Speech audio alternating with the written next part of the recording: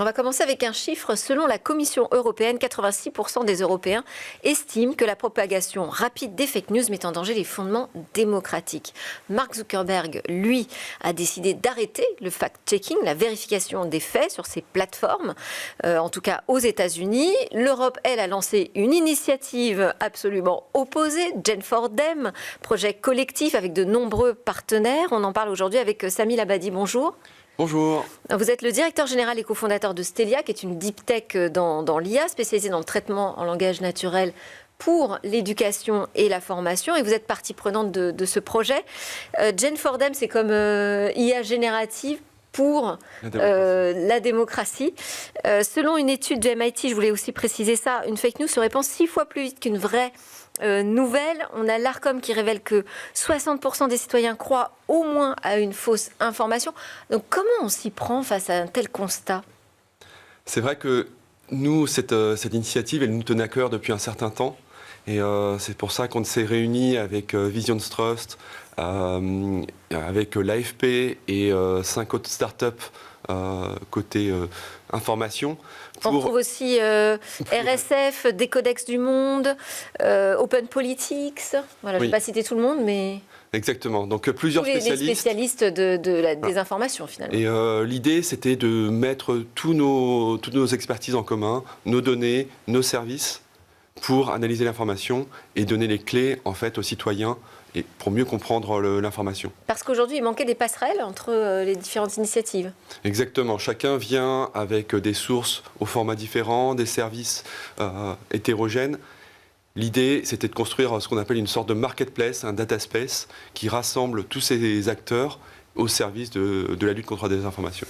Alors, pour reprendre les mots de Mark Zuckerberg, il nous dit en gros que les IA, elles font trop d'erreurs. Le problème avec ces systèmes complexes, c'est qu'ils font des erreurs. On atteint un point où il y en a trop de censure. Est-ce que Mark Zuckerberg se trompe, selon vous ? Oui, tout à fait. Parce que là, cette initiative va reposer justement sur un système algorithmique. Exactement. Et pour nous, c'est la seule solution qui permet d'accompagner le citoyen. Aujourd'hui, on a des systèmes autoritaires qui sont sur du filtrage, et on le voit sur les IA comme DeepSeek, qui évitent certains sujets et ne répondent pas sur les... Faites référence au grand modèle chinois dont tout le monde parle en ce moment, oui. Exactement. On a l'approche américaine, qui était sur une modération humaine plutôt. Et algorithmique, justement. Oui. Nous, notre approche, c'est vraiment d'éclairer en fait, le citoyen en rapprochant des sources fiables et en montrant une synthèse en fait, de toutes ces sources face à une fake news. Mais donc, quoi, il n'y aura pas du tout d'intervention humaine dans ce projet ? Alors, il y a tout de même une intervention humaine pour régler les algorithmes. Ces algorithmes seront publiés en open source pour des raisons de transparence et aussi d'optimisation collective.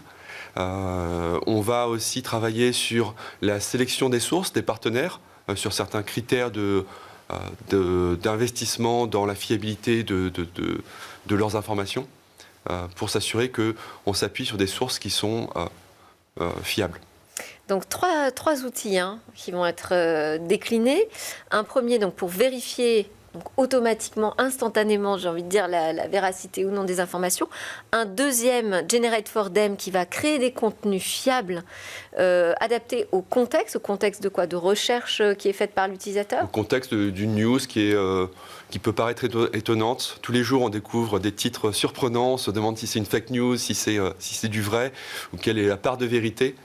Là, ces outils vont permettre d'abord de donner un scoring, de donner un indice de fiabilité.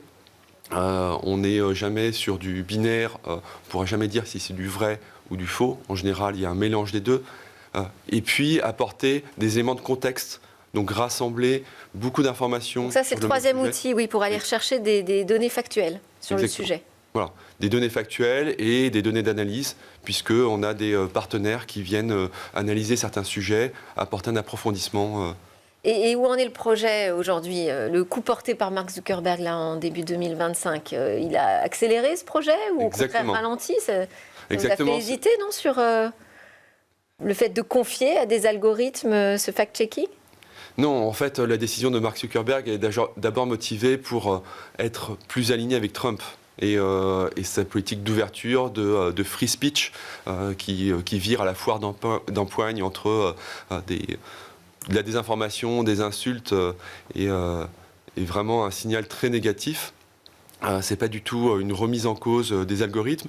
De toute façon, avec l'IA générative, ça devient un outil de propagation, de création de la désinformation. Donc, il faut lutter avec les mêmes outils. Exactement. En fait. C'est ça que vous nous dites, ouais, avec les mêmes armes. Oui. Et donc, où en est le projet aujourd'hui ? Alors, on a réuni les premiers partenaires, on est sur un cadrage précis du projet et des étapes qui mèneront à la solution. On est aussi en train de rassembler des partenaires, au-delà des partenaires fondateurs, pour rassembler des sources, rassembler des services. Exactement. D'abord au niveau français, mais on commence à toucher aussi des acteurs européens. Échéance, vous avez une échéance sur la disponibilité de l'outil ? Alors, on vise fin du premier semestre pour avoir une version de démo qui soit fiable sur un contexte assez restreint. Oui, parce que vous savez comme ils sont surveillés, ces outils aujourd'hui. Exactement. Merci beaucoup, Samil Abadi. On vous suivra ce projet avec vous. Vous reviendrez nous en parler, je l'espère. Je rappelle que vous êtes le directeur général, cofondateur de Stelia, et donc derrière ce projet, dont le nom m'échappe là d'un seul coup, rappelez-moi. Jen Fordem. Jen Fordem, merci beaucoup.